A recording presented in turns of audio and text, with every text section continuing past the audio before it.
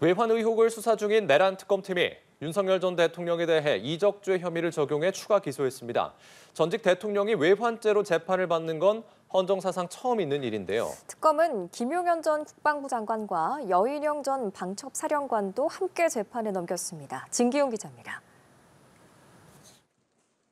내란 특검팀이 외환 의혹을 받는 윤석열 전 대통령을 일반 이적, 직권남용 혐의로 추가 기소했다고 밝혔습니다. 일반 이적죄는 형법상 외환죄에 속하는 하위 범죄 혐의입니다. 특검팀은 윤 전 대통령과 함께 김용현 전 국방부 장관과 여인형 전 국군 방첩사령관을 일반 이적, 직권남용 등의 혐의로 재판에 넘겼다고도 밝혔습니다.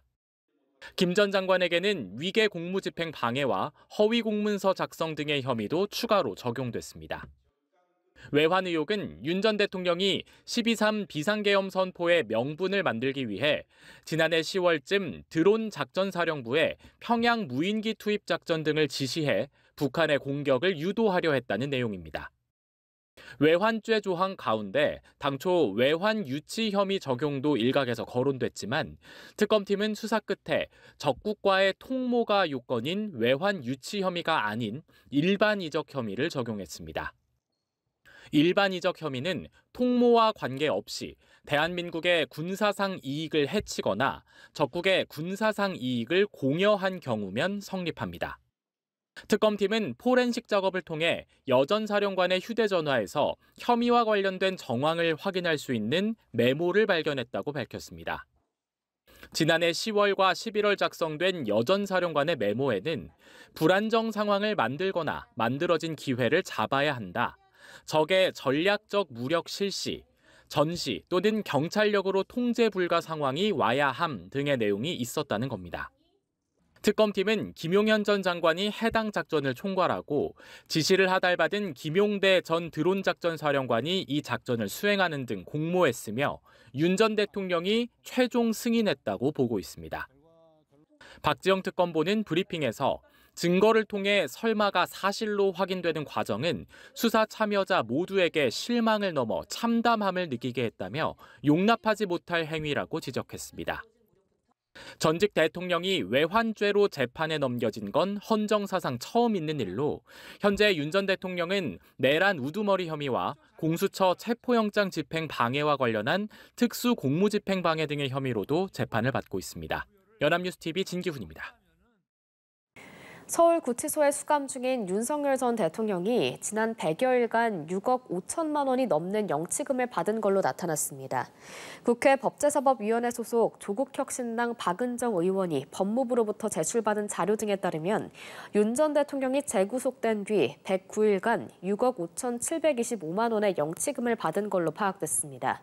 윤 전 대통령이 받은 영치금은 올해 대통령 연봉의 2.5배에 달하는 금액이고 국회의원이 4년간 받을 수 있는 후원금보다도 많습니다. 역시 서울구치소에 수감된 권성동 의원도 1,660만 원의 영치금을 받았고 김건희 씨도 8월 12일 남부구치소에 수감된 뒤 2달간 약 2,250만 원의 영치금을 받은 걸로 파악됐습니다. 윤석열 전 대통령이 비상계엄 선포 2달 전 군 수뇌부 앞에서 한동훈을 잡아오면 총으로라도 쏴서 죽이겠다고 말했다는 법정 증언이 나왔습니다. 윤 전 대통령 측은 그런 말을 한 적이 없다며 사실무근이라고 반박했는데요. 백유빈 기자가 보도합니다. 내란 우두머리 혐의 재판에 출석한 윤석열 전 대통령은 법정에서 증인으로 나온 곽종근 전 특수전사령관을 다시 마주했습니다. 양측은 지난해 10월 1일 국군의 날 행사 이후 열린 만찬 자리에서의 상황을 놓고 치열한 공방을 벌였습니다. 곽 전 사령관이 당시 윤 전 대통령으로부터 시국 상황에 대해 비상대권이란 말을 들었다고 증언하자 윤 전 대통령은 술을 많이 마신 상태였다며 곧바로 반박했습니다. 8시 넘어서 오셔가지고 앉자마자부터 그냥 소맥 폭탄주를 막 돌리기 시작하지 않았습니까? 뭐 거기서 무슨 시국 얘기할 그럴 상황은 아니지 않습니까? 즉흥적으로 사령관들을 격려하기 위해 만든 술자리였을 뿐 시국 관련 논의가 이루어졌을 만한 자리가 아니라는 겁니다.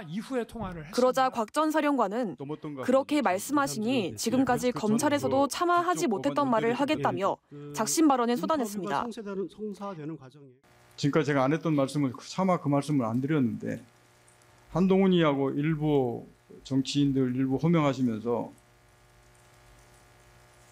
당신 앞에 잡아오라 그랬습니다. 당신이 총으로 쏴서라도 죽이겠다고 했습니다. 곽 전 장관은 윤 전 대통령의 거듭된 지시 부인에 얘기를 꺼낸 것이라고 밝혔습니다. 제가 참말은 그 말을 여태까지 어느 검찰에 가서도 그 말 얘기하지 않았습니다. 대신에 한동훈이 얘기만 했습니다. 그래 오늘 전 대통령께서 그 말씀 안 하셨으면 제가 그 얘기 안 했을 겁니다. 내란 특검 측도 브리핑을 통해 수사 단계에서 확보된 진술은 아니라는 취지로 설명했습니다. 이거 혹시 윤 전 대통령은 곽 전 사령관의 발언을 들은 뒤 어색한 웃음을 보였고 추가 질문은 이어가지 않았습니다. 못 봤습니다. 윤 전 대통령 변호인단은 별도의 입장문을 내고 윤 전 대통령은 그런 말을 한 사실이 없다고 반박하며 변호인단을 포함해 모두 처음 듣는 이야기라고 밝혔습니다.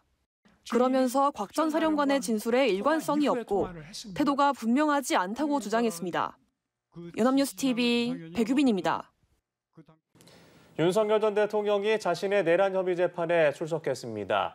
16차례 연속 불출석하다 약 4개월 만에 직접 나온 건데요. 비상계엄 당시 의원들을 끌어내라는 지시를 받았다고 일관되게 증언한 곽종근 전 특수전사령관을 법정에서 대면했습니다. 김예린 기자입니다. 윤석열 전 대통령이 내란 우두머리 혐의 재판이 열리는 법정에 모습을 드러냈습니다. 지난 7월 재구속 이후 재판 출석을 거부하다 약 4달 만에 직접 나온 겁니다. 윤 전 대통령 측은 주요 증인 신문이 있을 경우 최대한 재판에 참석하겠다고 밝혀 재판 대응 전략의 변화를 시사했습니다. 재판부는 피고인석에 앉은 윤 전 대통령을 향해 앞으로는 반드시 재판에 출석할 것을 당부하기도 했습니다. 지금까지 불출석하신 불이익은 피고인이 부담하게 됩니다. 그 이후에 불출석하는 경우에도 마찬가지입니다. 그러니까 반드시 출석을 해주십시오. 이어서 진행된 증인신문에는 곽종근 전 특수전 사령관이 출석했습니다. 계엄 당시 윤 전 대통령으로부터 국회의원들을 끌어내라는 지시를 받았다고 일관되게 증언해 12.3 비상계엄 사태의 위법성을 가릴 핵심으로 꼽히는 증인입니다. 곽 전 사령관은 윤 전 대통령이 빨리 국회 문을 부수고 들어가 인원들을 다 끄집어내라고 지시한 것을 명확하게 기억한다며 트라우마로 남아 잊히지가 않는다고 강조했습니다. 윤 전 대통령은 계엄 당시 병력이 국회 본청과 의원회관에 진입한 목적에 대해 직접 질문에 나서며 곽 전 사령관과 공방을 벌이기도 했습니다. 어떤 민간이라든가 이런 데 억압적이거나 이런 거 안 하고 질서 유지하러 그냥 들어갔다는 게 머릿속에 있는 거네. 거점 확보라고 하는 게. 그거는 말씀하시는 질서 유지는 도저히 제가 수긍할 수 없고 그거는 그 전이 됐든 중이 됐든 질서 유지 시민보호라는 말은 자체는 들어본 적이 없고. 한편 윤 전 대통령 측은 내란 특검이 추가 기소한 체포방해 사건 재판에도 나가겠다며 이틀 연속 재판 출석을 예고했습니다. 31일에 열리는 재판에선 김성훈 전 경호처 차장의 증인신문이 예정돼 있습니다. 연합뉴스 TV 김예린입니다.